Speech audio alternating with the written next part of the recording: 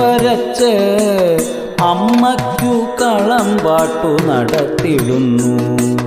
കല്ലാറ്റുകുറുപ്പന്മാർ വന്നിടുന്നു കളംപാട്ടു നടത്തുവാൻ ചിനക്കത്തൂര്.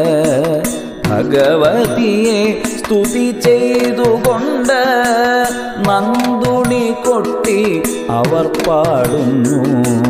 കളംപാട്ടു കഴിയുന്ന ദിനമാണല്ലോ അമ്മയ്ക്കു പാട്ടുതാലപ്പൊലിയും. പാട്ടുതാലപ്പൊലി ദിനമാണല്ലോ ചിനക്കത്തൂരമ്മയ്ക്ക് ഗുരുതി പൂജ. കൂത്തുമാടത്തിൻ്റെ കിഴക്കുദിക്കിൽ ആൽത്തറ മുകളിലായി ഗുരുതി പൂജ.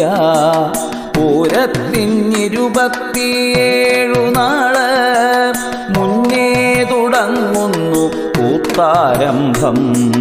കൂത്തു തുടങ്ങിയാൽ അമ്മ തൻ്റെ കൂത്തിൻ മാടത്തിൻ തിരി തെളിയും.